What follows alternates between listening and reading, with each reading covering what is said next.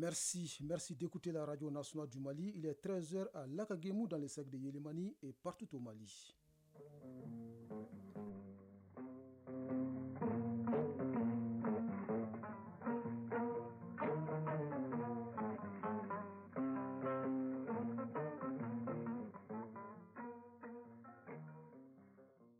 Le journal Bourama Traoré.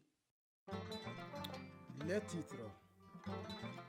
L'information géospatiale en débat. Les acteurs en charge de la question partagent les innovations technologiques pour une parfaite intégration des données géographiques et statistiques. En Guinée, du nouveau dans le procès du 28 septembre 2009, Moussa Dadis Camara s'est co-accusé pour être jugé pour crime contre l'humanité. Le procureur a demandé hier une réqualification des faits. Au Tchad, le Premier ministre Succès Masra annonce une enquête internationale sur la mort de Yaya Dilo. L'opposant tchadien est mort mercredi dernier lors de l'assaut du siège de son parti par l'armée. Elle fait de la réhabilitation des anciens sites d'orpaillage son credo. Objectif, permettre aux autres secteurs de l'économie locale de Kenyaba de prospérer. Dans le viseur de la chronique Initiative citoyenne, l'Association pour la restauration et la révalorisation des sites d'orpaillage. Les acteurs du football malien engagent une réflexion sur le sport rourois. Ils sont réunis depuis ce matin au stade du 26 mars pour un symposium national. Sur le terrain, les Aiglons du Mali se préparent pour les futures échéances. C'est tout pour les titres. Mesdames et messieurs, bonjour et bienvenue dans la deuxième édition de Mali Actualité. Une édition que nous ouvrons avec ces phénomènes qui semblent s'enraciner durablement dans notre société. Il s'agit de la corruption contre laquelle les acteurs de lutte renforcent leurs compétences et partagent les bonnes pratiques.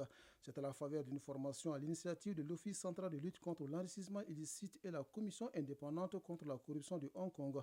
Deux structures décidées à cheminer ensemble pour mieux combattre les fléaux. Awa Adama Koulibaly nous en parle. Détournement ou appropriation du bien d'autrui. Pour lutter contre ce fléau, de surcroît en cette ère de l'évolution rapide de la technologie, les acteurs impliqués doivent être à la pointe de l'information sur les bonnes habitudes et les techniques d'investigation. L'Office central de lutte contre l'enrichissement illicite OCLEI veille sur le niveau de ses membres et associés. Dr Moumouni Guindo, président de l'Office central de lutte contre l'enrichissement illicite. L'objectif de cette session est de contribuer à renforcer nos capacités et d'améliorer nos connaissances dans le domaine de la lutte contre la délinquance financière. Ibrahim Ikassa Maïga, ministre de la refondation de l'État chargé des relations avec les institutions. Il est apparu nécessaire de concevoir et d'adopter une stratégie nationale de lutte contre la corruption assortie d'un plan d'action quinquennal, conformément au plan d'action du gouvernement dont l'axe 4 est dédié justement à la promotion de la bonne gouvernance et l'adoption d'un pacte de stabilité sociale. Pour l'élaboration de la feuille de route, la collaboration et la coopération sont les voies empruntées par l'OCLEI. D'où la présence des experts de la Commission indépendante contre la corruption ICAC de Hong Kong à la session de mise à niveau, 50 ans après sa création. Chen Zihong, ambassadeur de la République populaire de Chine au Mali. Nous voudrions aussi élargir le terrain de coopération sur la bonne gouvernance. Cette institution de Hong Kong est très connue dans sa lutte contre la corruption, surtout son indépendance. Shan On-wei, représentant de la Commission indépendante contre la corruption de Hong Kong. Nous avons adopté une approche complète pour nous attaquer à la corruption à Hong Kong. Et ceci comprend un département de prévention. Nous avons un département en charge de l'éducation et de la sensibilisation. Nous avons un département d'organisation et de leadership. Pendant 5 jours, les hommes et femmes des départements ministériels, des inspections, des organisations de la société civile et du secteur privé partageront leurs expériences afin d'établir, sur la base des valeurs socio-culturelles, la politique de lutte contre la délinquance financière au Mali. Au Mali également, l'information géospatiale est en débat. Les acteurs en charge de la question se concertent pour promouvoir le système d'information géographique. Il s'agit d'un outil d'aide à la prise de décision en matière de développement économique et sécuritaire notamment. Les participants à la rencontre partagent les innovations technologiques visant une parfaite intégration des données géospatiales et statistiques. Le compte rendu est signé Nouhoum Sissoko. L'information géospatiale ou information géographique constitue un précieux outil d'aide à la prise de décision en matière de développement économique, social, environnemental, culturel et sécuritaire. Cet atelier de concertation des acteurs de l'information géospatiale au Mali consiste à promouvoir l'information géographique pour plus de visibilité. Mohamedou Sekou Keïta, directeur général de l'IGM. Il s'inscrit dans le cadre de l'appropriation des innovations technologiques allant dans le sens d'une parfaite intégration des données géospatiales et statistiques. Il constitue un cadre idéal d'échange et de contribution des acteurs sur les enjeux et les défis liés à la gestion de l'information géospatiale au Mali. André Nonguierma, représentant de la Commission économique des Nations Unies pour l'Afrique. La ferme volonté de la CEA de continuer à utiliser son pouvoir de mobilisation pour renforcer le dialogue avec les États et particulièrement avec le Mali, et continuer à sensibiliser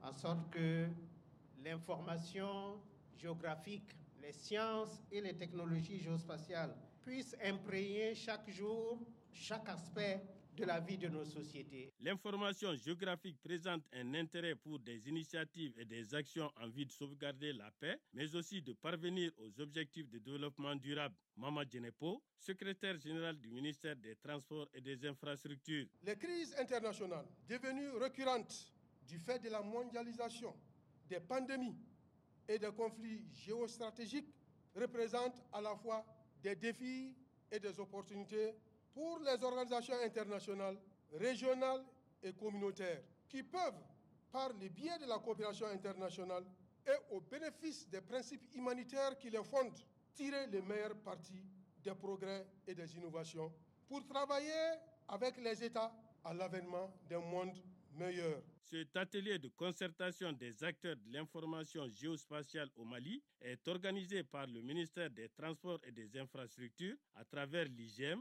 Institut géographique du Mali, en partenariat avec la Commission économique des Nations Unies pour l'Afrique. Il dure 5 jours. Sur la scène internationale, en Guinée, du nouveau dans le procès du 28 septembre 2009, l'ancien président de la transition Moussa Dadis Camara et ses co-accusés pourraient être jugés pour crimes contre l'humanité. C'est l'objectif de la demande de réqualification des faits introduite hier par le procureur. Cette demande de réqualification n'est pas juridiquement valide selon la défense qui a demandé une pause de 2 semaines pour avoir le temps d'étudier le dossier. Le président du tribunal Ibrahim Souri Tunkara a accepté de renvoyer l'affaire au 18 mars prochain. Au Tchad, le Premier ministre Succès Masra a annoncé hier une enquête internationale sur la mort de Yaya Dilo. L'opposant tchadien est mort lors de l'assaut du siège de son parti par l'armée le 28 février dernier. Cette enquête, selon le chef du gouvernement, permettra de situer les responsabilités à tous les niveaux. Il a également qualifié de regrettable la mort de Yaya Dilo et a présenté ses condoléances à sa famille, mais aussi aux familles des militaires tués dans cette attaque. En Centrafrique, les avocats sont en grève en soutien à leur collègue Maître Crépin Boli Goumba. Ce leader de l'opposition a été arrêté dimanche à l'aéroport de Bangui alors qu'il était déjà dans l'avion qui allait le conduire au Cameroun pour des soins de santé. Maître Crépin Boli Goumba est poursuivi pour diffamation et outrage à magistrat. Les avocats ont donc décidé de se mettre en grève le temps de sa détention. Le Soudan bloque l'aide humanitaire à la frontière tchadienne pour des raisons de sécurité. C'est du moins ce qu'a évoqué le ministère soudanais des Affaires étrangères dans un communiqué publié ce week-end. Le communiqué précise que la frontière tchadienne est utilisée afin de fournir des armes aux forces de soutien rapide qui combattent l'armée soudanaise.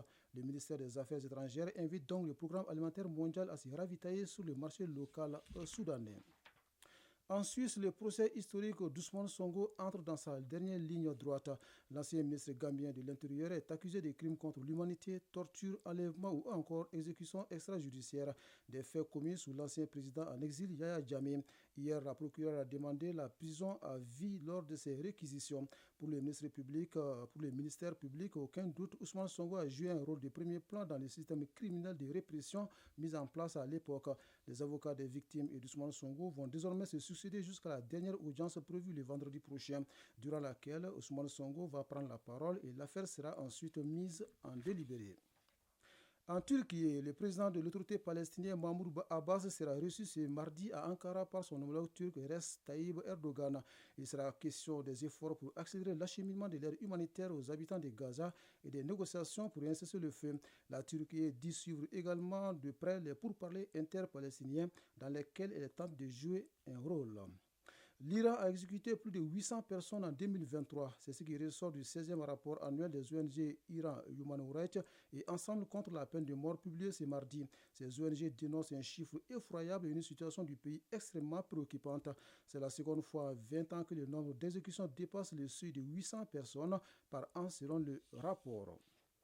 Enfin, des gangs lourdement armés ont tenté de prendre le contrôle du principal aéroport international. Des échanges de coups de feu ont éclaté entre ces gangs et les forces de l'ordre. Les fuselages des avions ont été percés par des balles perdues. Des compagnies aériennes ont dû annuler leurs vols. Cette attaque contre des sites clés du gouvernement est la dernière en date dans un contexte de forte violence marqué par l'évasion massive des détenus des deux plus grandes prisons du pays. Les gangs ont annoncé jeudi dernier leur intention d'obliger le Premier ministre Ariel Henry à quitter le pouvoir. En réponse à cette demande de démission, il a annoncé que les Haïtiens seront appelés aux urnes le 31 août 2025. Nous revenons ici au Mali pour parler du lancement de l'opération Ramadan 2024 par le ministère en charge des Affaires religieuses. Vous le savez, le Ramadan est considéré comme un mois de grande consommation. Le département de tutelle initie donc cette opération pour permettre aux couches démunies de passer la période sans grande difficulté. Arjou Matina a suivi le lancement de cet élan de solidarité. L'élan de solidarité religieuse et de charité destiné à alléger les charges de certaines couches démunies pendant le mois béni des Ramadan qui approche à grands pas. Opération Ramadan 2024 est une initiative du ministère des Affaires religieuses, du culte et des coutumes en partenariat avec les associations et ONG d'inspiration islamique. Suleiman Doumbia, porte-parole des donateurs. Au nom du cadre de partenariat avec les associations, ONG et les ministères, je voudrais ici exprimer notre profonde reconnaissance pour la marque de confiance que vous nous accordez en participant et en soutenant très activement nos interventions en faveur des populations les plus vulnérables et en situation difficile au Mali. Djibril Sissoko, chef de cabinet du ministre des Affaires religieuses, du culte et des coutumes. Je vous remercie et apprécie à sa juste valeur l'impact positif de vos différentes interventions destinées à renforcer les efforts de l'État dans la quête du mieux-être de nos populations. Vos différentes contributions à la satisfaction de ces besoins de la population sont capitales et justifient pleinement la mise en place du cadre de concertation entre les départements et vos organisations. Parrainé par Eladj Abibou Samoura, le thème de cette opération est Solidarité Ramadan, action d'aide alimentaire pour soutenir les plus vulnérables. Oui, soutenir les plus vulnérables, le geste présidentiel s'inscrit également dans ce cadre. Dans la capitale de l'Arachide, le président de la transition offre des vivres à une centaine de personnes en situation difficile. Les bénéficiaires ont reçu le don des mains du conseiller spécial du chef de l'État. C'est ce que nous raconte notre correspondant à Kita, Mahamadi Alioubari. Ces gestes de solidarité de la présidence de la République arrivent à point nommé, soulignent les bénéficiaires, car il intervient à quelques jours du mois de Ramadan. Le lot de vivres remis par la délégation est composé de 5 tonnes de sucre, de riz et de mil, 1 tonne de pâtes alimentaires et 100 bidons d'huile. Agibou Dambélé, conseiller spécial du président de la transition. C'est une vaste campagne de remise de dons qui va s'étendre sur toute l'étendue du territoire malien. C'est que le président veut démontrer sa solidarité envers tous les Maliens en général et les populations les plus démunies et la communauté musulmane en particulier. L'initiative qui donne ainsi du sourire aux bénéficiaires vient allonger la liste des actions dont Kita a bénéficié dans le cadre des œuvres sociales du président de la transition, le colonel Assimi Goïta, Mme Konaté Urukiaba, porte-parole des bénéficiaires. Tous nos remerciements à Assimi, ce que nous venons de recevoir. Dieu merci, je vais bien aborder les jeunes. Daouda Maïga, gouverneur de la région de Kita. La région de Kita a déjà bénéficié d'importantes œuvres sociales du président de la transition, chef de l'État. Je puis vous assurer, monsieur le conseiller spécial, que ces multiples gestes hautement humanitaires du président de la transition, chef de l'État, sont appréciés à leur juste valeur par les populations de la région de Kita, qui en retour lui expriment toute leur reconnaissance ainsi qu'à toutes les autorités de la transition. Les bénéficiaires ont saisi l'opportunité pour saluer le geste des autorités de la transition en faveur des plus démunis de la capitale de l'Arachide. Kita, Mahamadi Aloubari Nouhou Kamara, Mohamed Fabrice Kambo pour l'ORTM.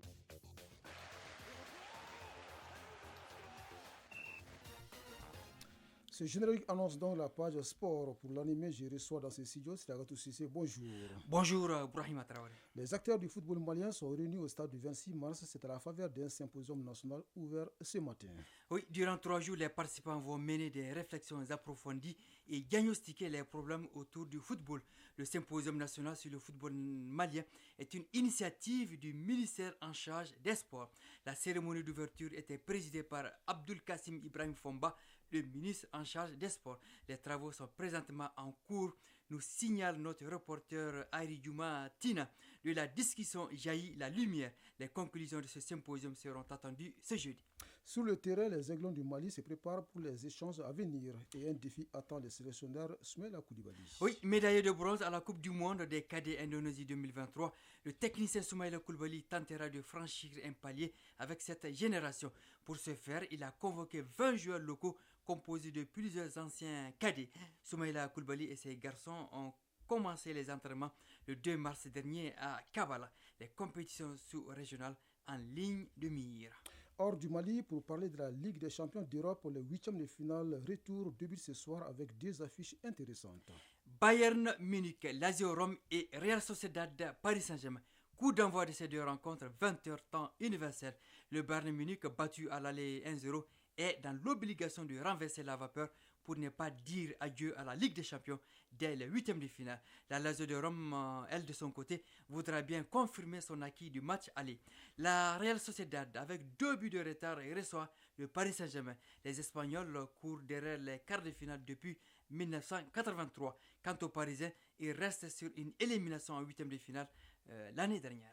Merci Siragatou Sissé pour toutes ces informations sportives. La suite de ce journal dans un instant.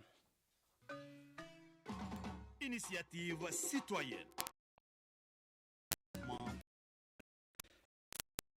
La réhabilitation des anciens sites d'orpaillage afin de permettre aux autres secteurs de l'économie locale de Kéniéba de prospérer. Il s'agit de l'association pour la restauration et la révalorisation des sites d'orpaillage. Pour atteindre ces objectifs, elle s'appuie sur la formation et la sensibilisation de la population. En rediffusion, la chronique Initiative citoyenne lève le voile sur cette association sous la signature de Ousmane Dao. Situé dans le sud-ouest de notre pays, le cercle de Kéniéba est très convoité par les exploitants d'or à cause de la richesse de son sous-sol. Depuis plusieurs décennies, on assiste à une ruée vers l'or dans cette localité de la région de Kaï. Cette ruée laisse derrière elle des sites d'orpaillage abandonnés. Pour faire face à ces sites qui ne sont plus exploités, une association a vu le jour à Kéniéba, l'Association pour la restauration et la révalorisation des sites d'orpaillage.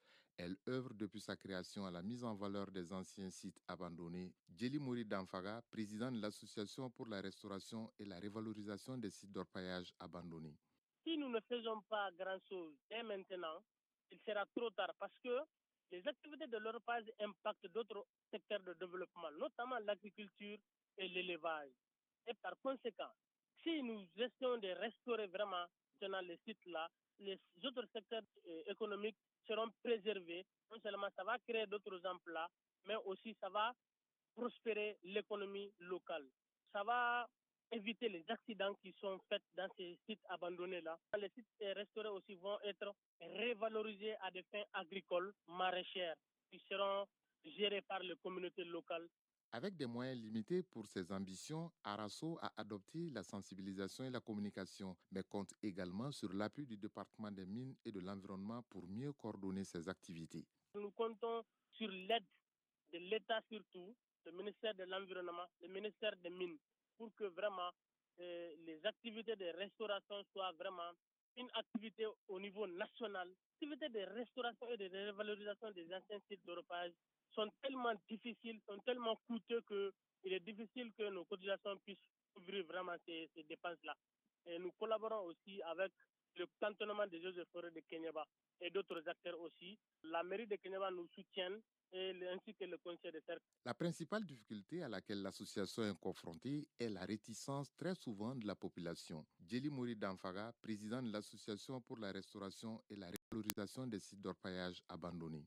Quand on dit que nous allons restaurer les anciens sites abandonnés, beaucoup de gens ne vont pas comprendre. Ils vont penser que nous allons fermer les sites d'orpaillage. Mais non, on les sensibilise, on les fait comprendre que l'objectif de l'association, c'est de restaurer les sites qui sont abandonnés, délaissés par les orpailleurs.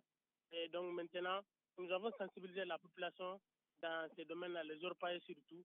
Également, nous avons sensibilisé la population sur le bien fondé de nos activités, ce que ça peut apporter à la population, notamment les avantages.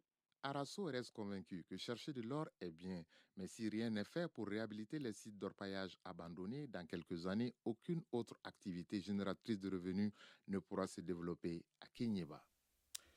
On s'arrête là pour cette édition. À la mise en ligne, Marcel Tessougué, aux manettes Abse Traoré, c'était au micro Brahma Traoré. Retrouvez tout à l'heure Kani Keita pour la lecture des avis et communiqués. Les prochains rendez-vous d'information